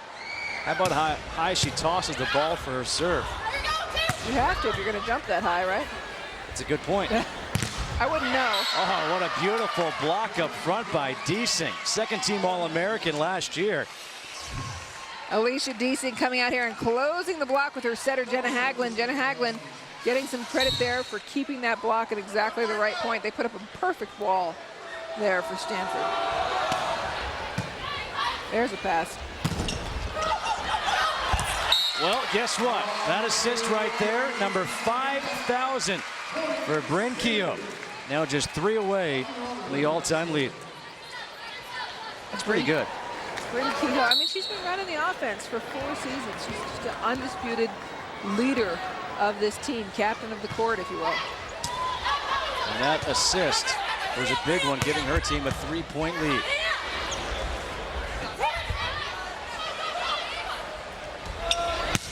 Morrison going right at Jessica Fishburne.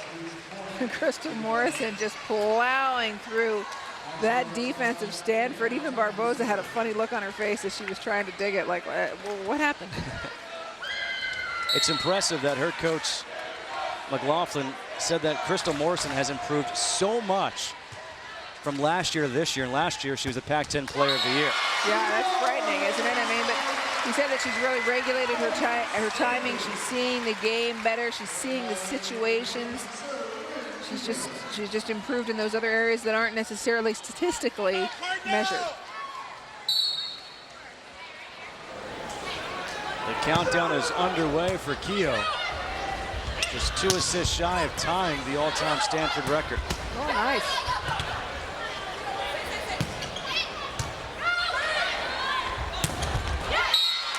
Swarbrick able to swarm for that one. I tell you what, Jenna Haglund really is a great setter. She's feeding Swarbrick there just perfectly. I mean, to be a freshman, to be at this conference, playing for this coach who's had this much success, she just really is doing a great job distributing the ball.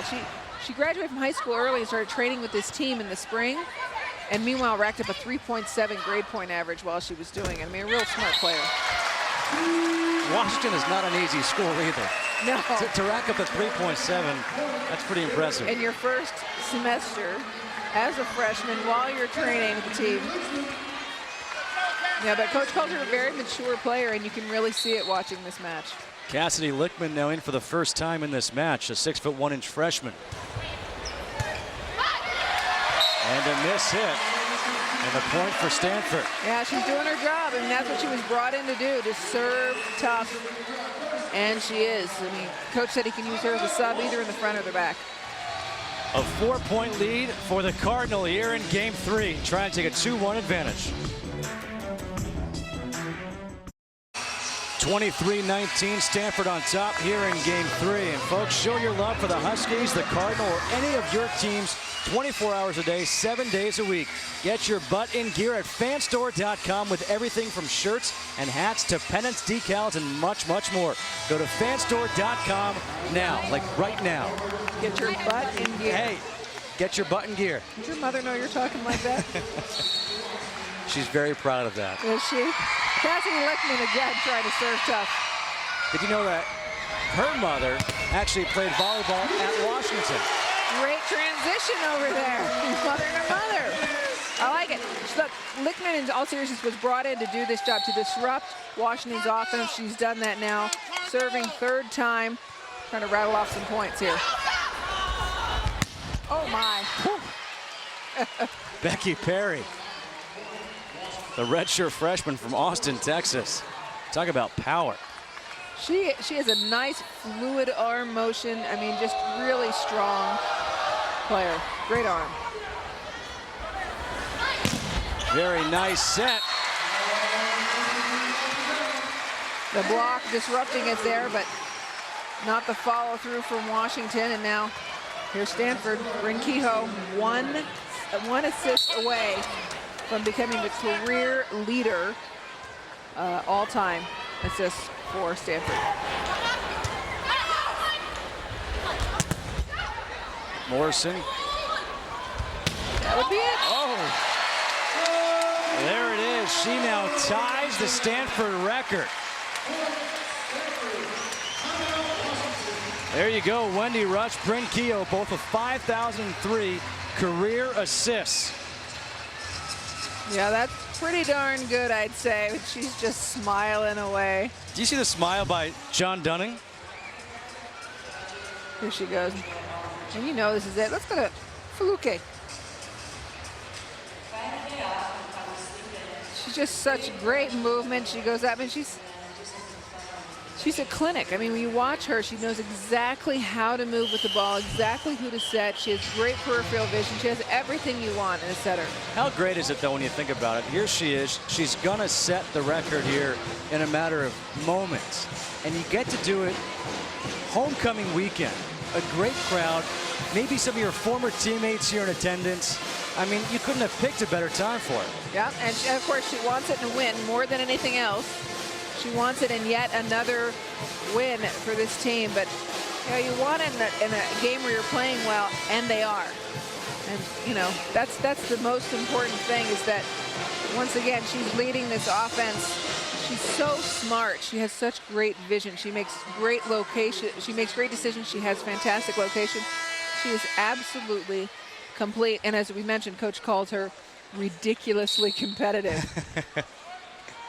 Francie Gerard, well long on the serve. A 5-point lead again for the Cardinal here in game 3. You know, the other thing that Kehoe does really well is that she works hard to isolate blockers.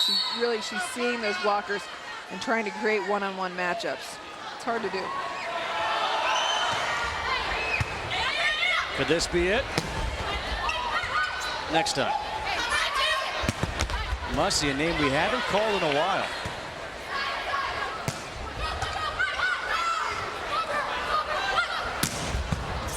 Oh, nice dig by Ailes. Tight one.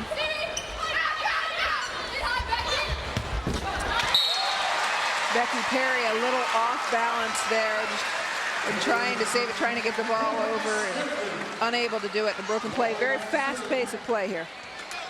Stanford 3 points away from taking a 2-games-to-1 advantage.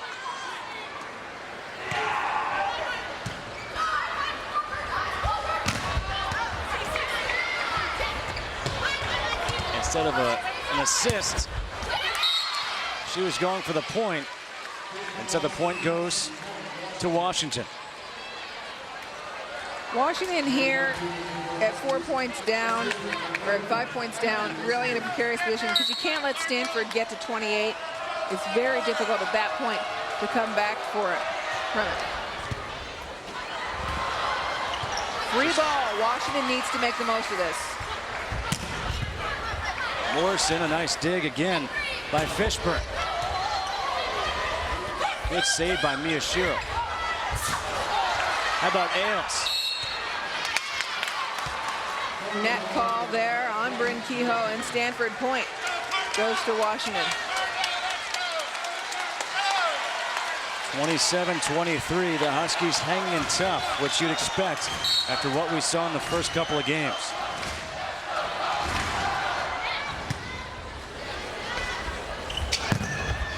Barbosa gets the point, and now Bryn Kehoe is the all-time Stanford career assist leader. 5,004. She passes Wendy Rush. And she's still got half a season to go. She's going to set that record and put it at a pretty high bar for the next setter to come in. And these fans are giving her an ovation. They just go on anyway. Oh, how about that? So you ask Bryn Kehoe, hey, what was more fun, your 5,004th assist and not much celebration, or the big block? Big block is always going to be more fun. Game point, Barbosa serving. Morrison extends game 3. I mean, at this point, for Washington to win this game, you have to be perfect. It's very hard to do in rally scoring, but Crystal Morrison making a point there. Uh-oh. Well, that was pretty much perfect. Yeah. The set and the kill. Akinrado. She is just something. You can see it develop. A great pass. You know that Kehoe is going to go to Akinrado right behind her, and they did. Bryn Kehoe set the all-time career assist record, but it was this play that she got pumped up about. The block to force game point. And in game point, yet another assist. Whew. 2-1, Stanford leads, taking game 3, 30-24. 2-1, the Cardinal over the Huskies, taking game 3, 30-24. We told you it's homecoming weekend here at Stanford. Well, there is a look at Don Shaw, the head coach here from 1984 to 1999, won 4 NCAA championships. He is tied for the lead with the guy who is on the sideline now for Stanford, John Dunning. You know, Shaw had 6 Pac-10 championships in a row. I mean, set a standard for excellence at this Stanford team that inspires every coach that comes along, including, as you said, John Dunning. I mean, look at the coaches here. Andy Banikowski, Mick Haley, we talked about, Dave Soji. Don Shaw, one of the greats, 16 years here. And just a fantastic coach and tactician for this Cardinal team. We are set to go here in game 4. The freshman Ailes gets the ace to start it off. Ooh, that's a nice way for them to start it off. I mean, they really want to serve tough, keep Washington down early. Washington has proven what a great team they are, and that they're able to come back even when down. A good deep serve into the corner.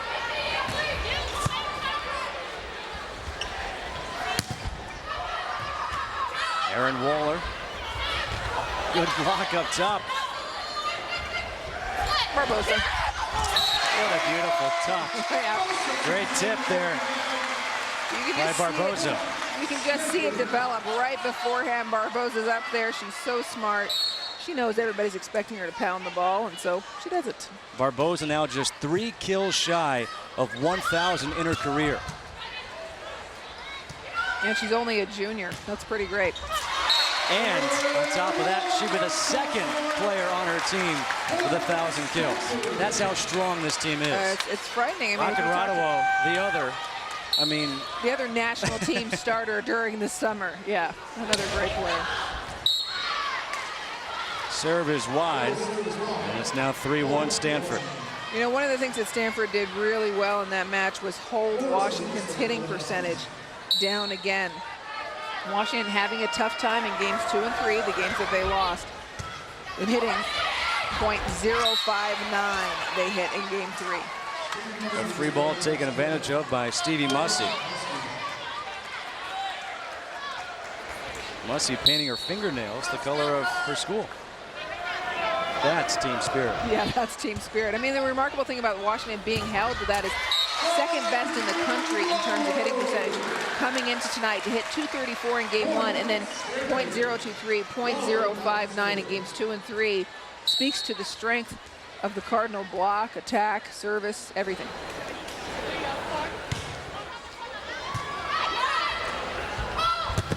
Oh my goodness, a headache moment right off of Akinradawo's head. Another kill for Barbosa.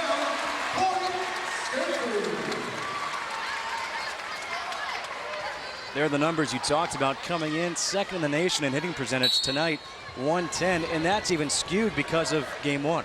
Yeah, game 1 at .234. You know, I said to Coach McLaughlin about last night's game versus Cal, well, your hitting percentages look great. And he said, yeah, we did all that stuff fine. We just could never close it out. And that was the problem in their 5 games there. Seeing if they can overturn that tonight.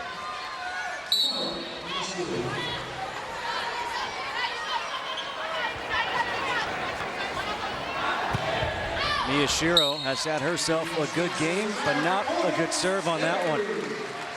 Yeah, Washington needing to serve tough, though. I mean, you absolutely have to, because I think we've shown what happens when you don't. They get a great pass, and that's the end of it. Service errors, 11-6 more for Stanford. Mussey. The block up at the net, and you gotta love what they do here at Maples Pavilion. When you get a good block and you get the point, the PA announcer yells, denied. A beautiful block there, Kehoe and Akinradawo. That time, Carlson was not denied. Washington team plays very consistently. You can really see how McLaughlin teaches them to play at an even keel. He doesn't want them to be too emotional. I mean, they have fought back several times. They look great.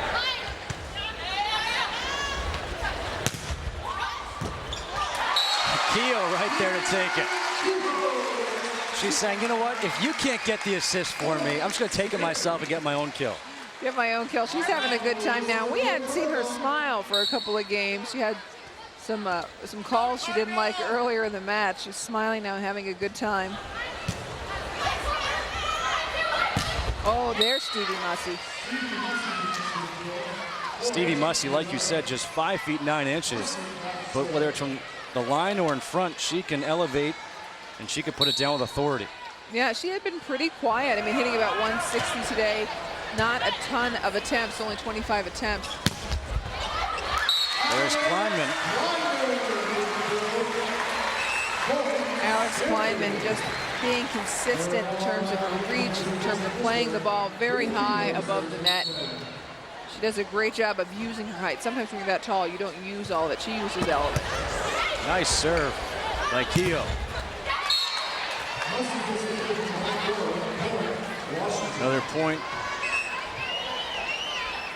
9-6, the Cardinal on top. How about the balance, though, for Stanford? You look at Barboza. She's got 15 kills. Kleinman's got 14. Akinradawo, she's got 13. Yep. Wasn't that who we talked about at the beginning of this match? I mean, you really don't know who can hurt you. And it can be all of them, as they are tonight, every one of them having those attempts and those attacks. Or one person come up big and another one not. It really is phenomenal, their balance. Going for Barboza here on the pass. Everybody knew it. Aaron Waller says, I tell you what, I got your back. Yeah, Barboza gives her a great pass. I mean, Barboza knew that the ball was coming to her. Everybody knew. Her teammates knew. We knew. The fans knew. And Barboza saying, I don't need any help. I'll be able to turn this around myself. And she did. Great pass. Cassie Lickman back in to serve. She was the one who really turned the tide in game 3 with her service. Oh, great touch there by Ailes, but unable to have it move forward. When you look at the players who have been on the floor here tonight, which one impresses you the most? And the reason I ask you is because you've got the Pac-10 Player of the Year. You've got 2 players who are with the U.S. national team. I mean, you've got so much talent here, All-Americans galore. If there is one player that you had to pick to say that one is the most impressive, who would you choose? Oh, man, that's a tough question. I mean, I guess when I look at them, I'm going to go with the Liberos. I really am, because I think that they're under-reviewed in terms of broadcast and everybody talking about them. And Gabby Ailes just does so much for this Stanford team and is unnoticed because they have so many hitting stars. She's so tough. There she is in the service area when we talk about her. But she is so tough in the way that she is able to dig the ball and see the court, and she's a freshman. So I think she impresses me, playing with all of these people who have played on the national team. And she's right with them and taking leadership on the court. I have to admit, I'm kind of shocked by the answer. Are you? Well, you know, like I said, when you have a player like Crystal Morrison or Cynthia Barboza or Feluke Akinradawo, I mean, these are players who, they're national players. And that's what impresses me about Gabby Ailes, is that she's playing with them. I think you could be intimidated playing with those guys all the time. But not only is she not intimidated, but I'll tell you what, Justin, they would not be doing as well as they are if they weren't getting the passes and the digs that Ailes is putting up there. You watch, in 4 years, you'll see a Gabby Ailes getting a lot of attention as libero, and it's the unsung, you know, position. It's not the position that's the most glamorous, but it's really important. And of course, Miyashiro on the other side for Washington doing a great job as well. She was very impressive in game 1. 13-10, Stanford leading here in game 4, up 2-1. Mussey knocking Jessica Fishburne down off her feet. Mussey's been a little quiet, as we've talked about, and she does such a nice job here, just unloading on the ball, seeing the line, going right outside to bring Keough's hands. Perfect execution, great wrist, forearm, finger control to get that ball where she wants. Mussey now with 14 kills in the match.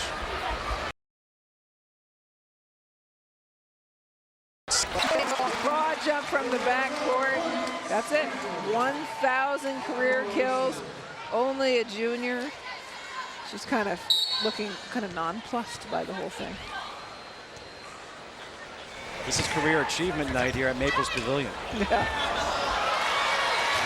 With the season halfway finished, Bryn Keogh has a half a season still. And for Cynthia Barboza, she has another whole season to play. Season and a half to go. Stanford leads 15-11. We already saw a record set by Bryn Keogh. How about the assist to give Barboza her 1,000th career kill? 15-11, Stanford on top. Alex Kleinman has had herself a very nice evening. 14 kills, her team leading 15-11. You've talked about this, Anne-Marie, that she could be the freshman of the year.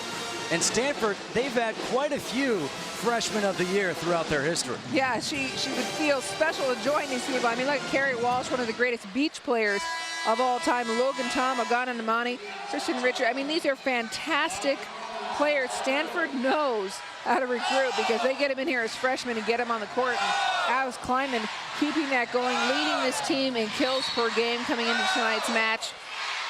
Using all 6'4". I mean, you got to be thrilled if you're Dunning, thinking about having her for 3 more years. This recruiting class, this freshman class for Stanford, the #1 recruiting class in the country. No question. That was an easy call for them, you know, when you have Kleinman doing so well there. There she goes. You can just see the emotion on the faces of these Stanford players just having fun now. Yeah, this is the way that things usually go in Maples Pavilion for this team. Just very smooth.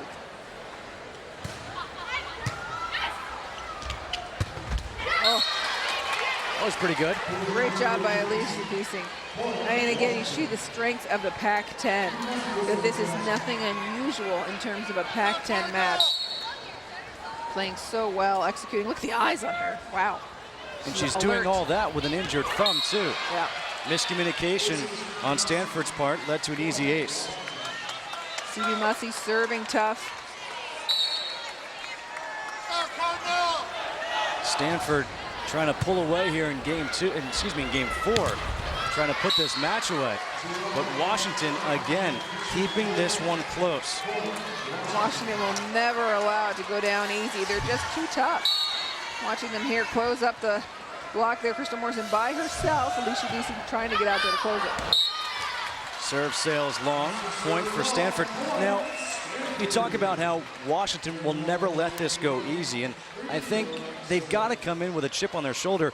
When you think about what happened in last year's national semifinals, being swept by Stanford 30-12, 30-25, 30-15. I mean, that's not sweeping, that's blowing them out. Yeah, and that's why there's no way they were going to have it this year. I mean, this is a very proud team with a very proud tradition of their own. We talked about them being part of the final, the national semifinals for the last 3 years, winning the national title in 2005. They have a very strong coach who had already won a national championship with the men. He's a former college setter himself. I mean, there's a lot of pride in what they do. And coming off last year, yeah, I would say they probably did come in with a chip on their shoulders. And they're playing very well, and this match is definitely not over. It could go to 5 easily. Good adjustment by Girard in midair. And then Kleinman there for the block. And on the other side, for Stanford, they talk about carrying over what happened in the national finals against Nebraska, and how that has kind of motivated them throughout this year. And Coach Dunning pointed out something pretty interesting. You think about back in 2004, Washington, I believe, was the national runner-up. And then they felt like it was their turn in 05, they won. And then Nebraska was a national runner-up in 05, and they won last year in 06. Oh, very interesting. Let's see what can happen. I mean, you got to remember Nebraska last year, the only team out of the 4 in the semifinals that wasn't in the Pac-10 and winning that. They want to keep that championship back here. And, you know, these two teams not going to face each other during regular season, Stanford and Nebraska. Wonder if you'll see them again in the final this year, because Nebraska, I'll tell you, is just frighteningly strong. They were the ABC Match of the Week to start off the season. You see them quite a bit on the ABC Match of the Week, and they're just really strong, and that would be an interesting matchup between those two teams. It's a 1-point game here in game 4. Jenna Haglund, the freshman center, serving for the Huskies.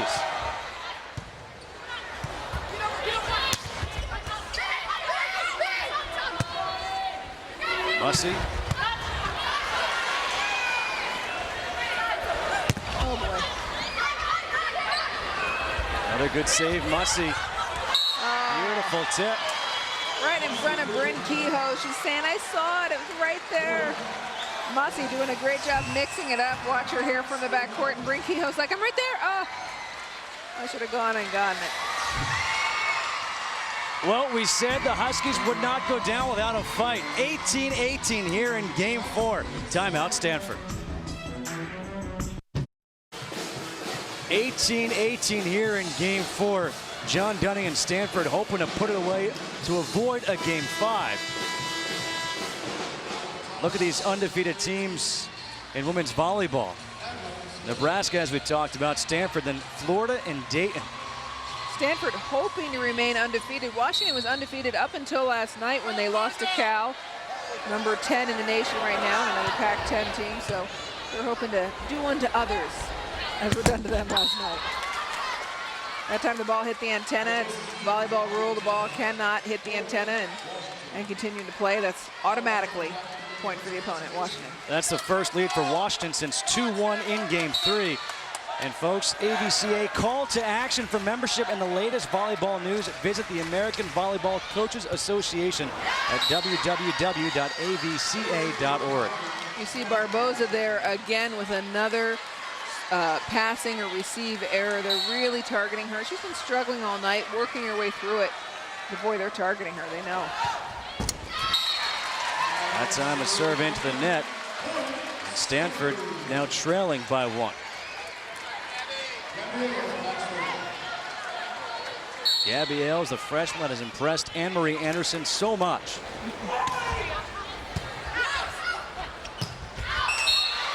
Wrong.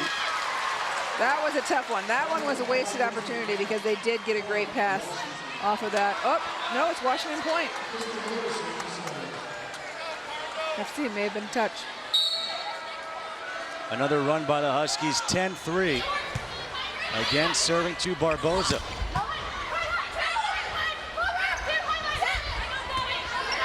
Good communication by the Cardinal.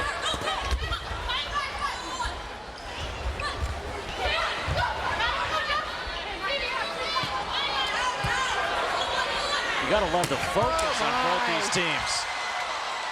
Oh, what a save. Oh, and here we go again. Akinrada. Gotta go back to her. Gotta go back to her like that. I mean, that's a did you just dig my ball moment. You knew they were coming back.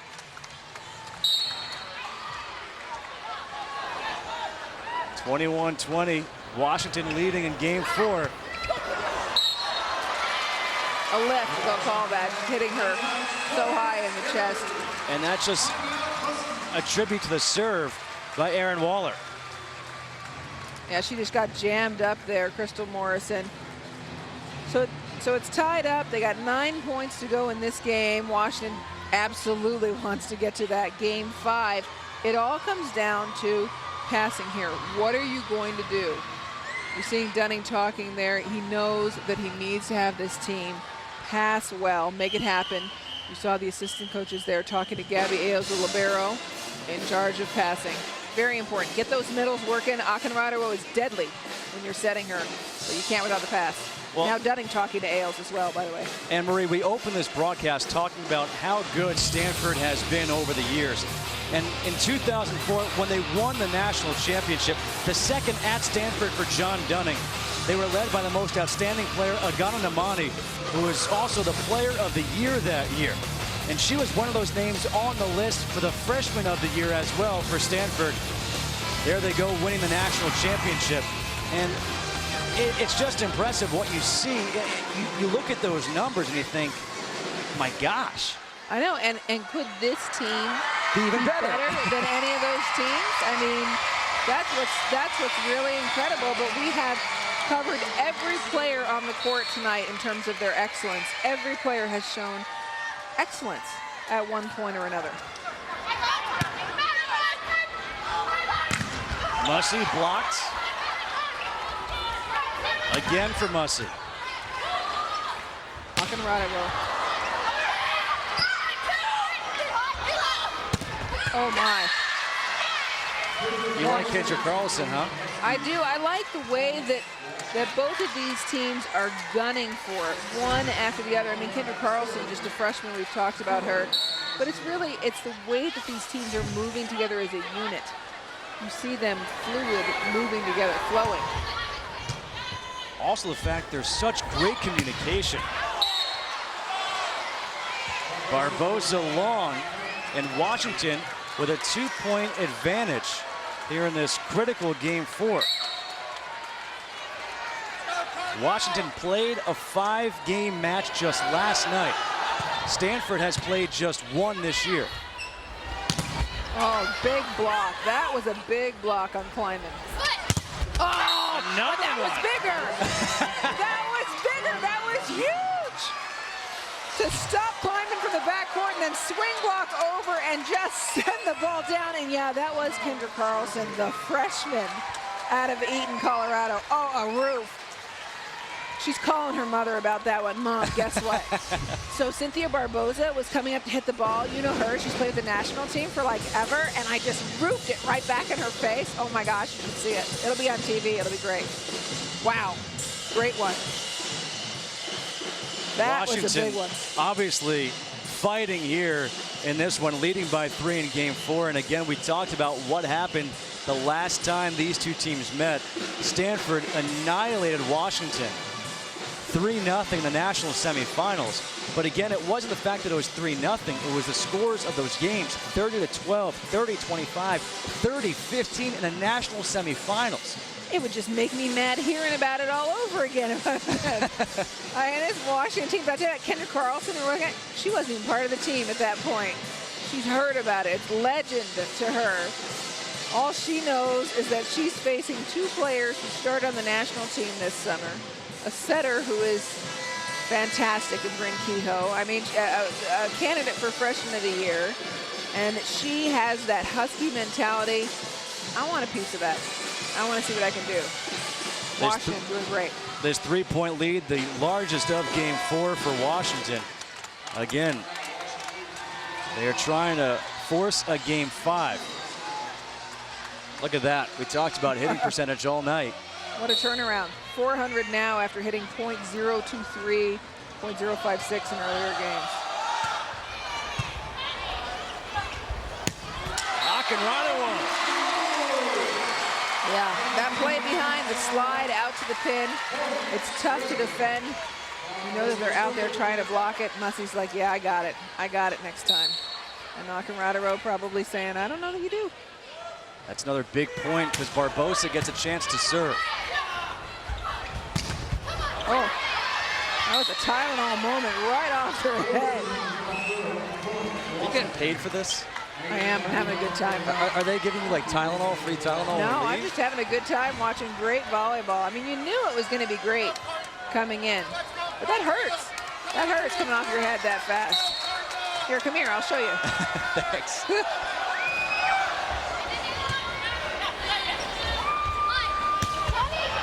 Good touch. Oh! Bryn Kehoe so fired up about that block.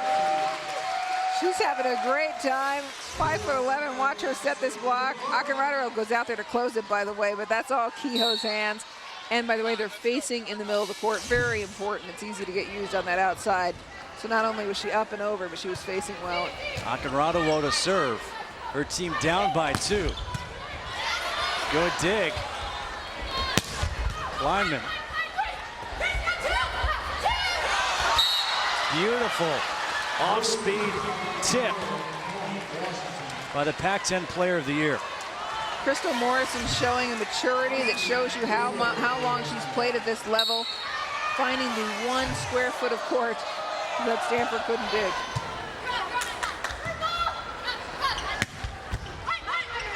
Another good dig by the libero. Mussey long. I mean, can we just mention that this setter for Washington again is a freshman Jenna Haglund, who is orchestrating all of these comebacks for this team. She's great. And to go along with all of her assists, she's got 9 digs. Yeah, how about that? I mean, a great defensive setter. Good save by Barboza. Kleinman hanging in the air.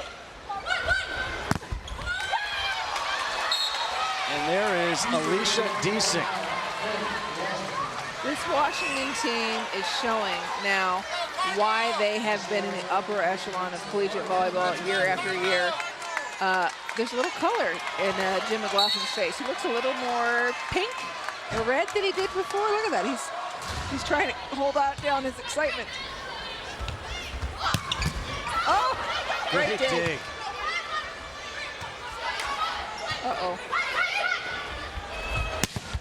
Oh, my goodness, another great block. Schwarber did a great job. Oh, that block waiting for her this time. Crystal Morrison shut down Erin Waller, playing a pretty big role tonight for this Stanford team. She's looking around, doesn't want to smile too broadly right now. Erin Waller last year in the championship game against Nebraska had 18 kills. She played a very good game. And here is Lichtman again coming in for the serve, and she gets the ace. A little gift. That was a big one. I mean, Lichtman, we didn't see her, I don't think, in the first 2 games at all. Games 3 and 4, she comes in to serve and does her job, knows her role, if you will. Doing a fantastic job serving, using the equipment there, and that's just hard to defend. What pressure there must be on. Here you are, a freshman coming in. Your job is to serve to get your team those points. And everyone's looking at you. You're all by yourself out there serving, and yet she gets the job done, and she's been getting it done in games 3 and 4. I bet you she just loves it. Loves coming in with that pressure. You'd have to be able to serve like that. Be the head of programming for your own college sports network. CSTV gives you the power to get live games, the latest news, up-to-the-minute scores, and more on your TV, your computer, and your mobile phone. Now you can catch any team you want, whenever you want. Go to cstv.com/mychannel to find out how you can put all your teams on all your screens and be entered to win $1,000 or other great prizes. Alex Kleinman. She was pretty instrumental in the first 3 games. Here in game 2, she's been kept in check. Yeah, and that's hard to do. I mean, one of the great things about the Stanford team is that somebody else can always pick it up. If you're deciding that they're shutting you down, they're taking a look at you, or if you're having an off game. In this particular case, Washington is blocking Kleinman. They're doing a great job. She's not doing it to herself. They're doing a great job. Oh, Mussy flying in. You could see the determination on her face as she pulled her arm back, ready to snap the ball. They want this badly. Cal ruined their undefeated record so far this season. They want to be the spoilers for Stanford. Stanford off to the best start since 1994 when they began the season 20-0. They ended up going 32-1. And now we are just 1 point away from going to a game 5. That was a Barboza pass. They've targeted Barboza there again. She put it up tight. Gabby Ailes talking to Barboza here. Again, it's Haglund to serve for the game. And Barboza, great pass. And Stanford stays alive. Really interesting to me there. Barboza wanted that ball. She wanted to pass that ball. She had Gabby Ailes right next to her, but she wants that ball. Now she's in the front court and she's angry. Ailes, the service error, and we go to a 5th game. Wow. That's it. What a way to end that game in game 4. It goes game 5 now. Game 5 goes quickly anyway. But with 2 teams playing with this fast an offense, it is going to fly by. Washington can't let them jump out. We will have game 5 when we come back. Washington takes game 4, 30-27.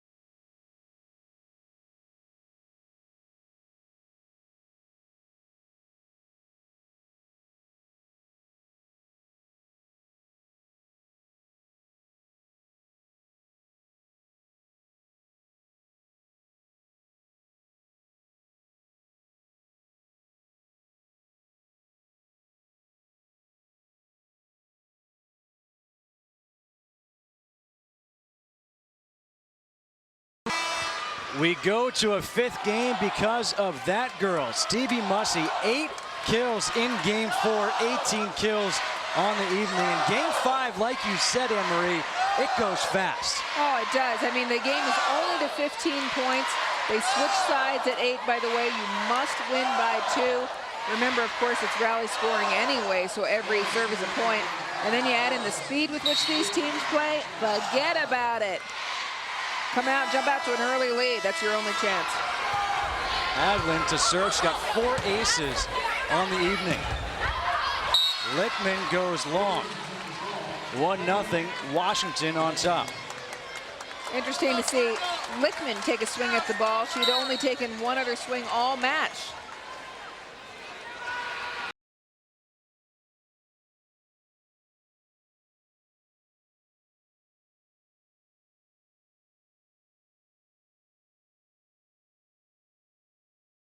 Nice dig in the back row. Barbosa says it's not going to happen yet. Yeah, it's interesting, you know, you're saying that last loss for Stanford in the national championship game before last night's loss for Washington. Their last loss was against Stanford in the semis. How about that game by Barbosa? This night, 20 kills, 17 digs. And tough serves all around. Oh, beautiful spot. That 1 square foot of space right in the sweet spot behind that middle block has worked 4 times now. You know, in the last 2 games. Yeah, it's really it's the one spot where you're able to have some success against Stanford defensively. Washington has exploited it. Miyashiro, deep serve again, targeting Barbosa. Nice pass. Deason had her block. Mussey. Ailes try for the dig. That's a beautiful one. Mussey. Big unload there. Stanford taking some time.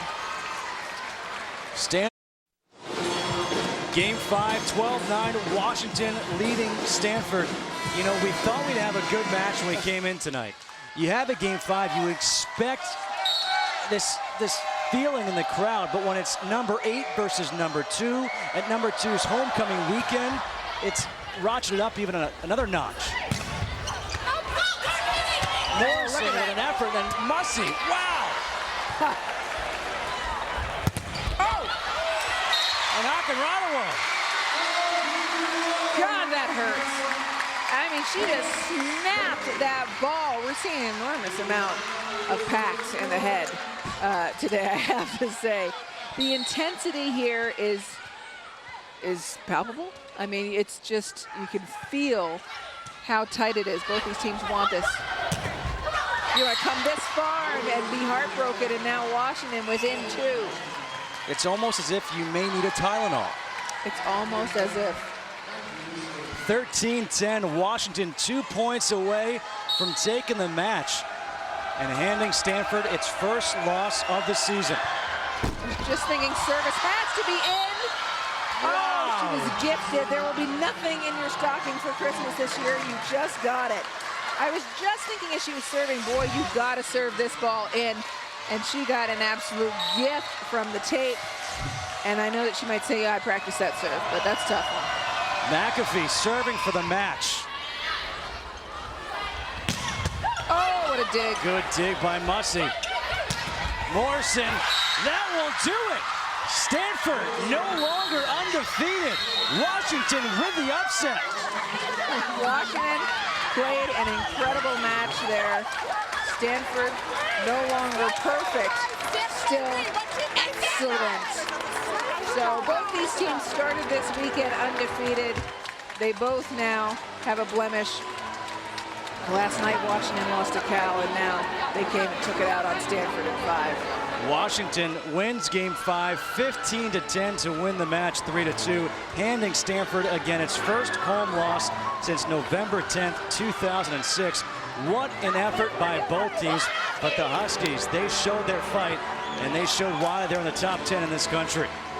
When we come back, we'll have more thoughts because, frankly, there's a lot more to talk about from this.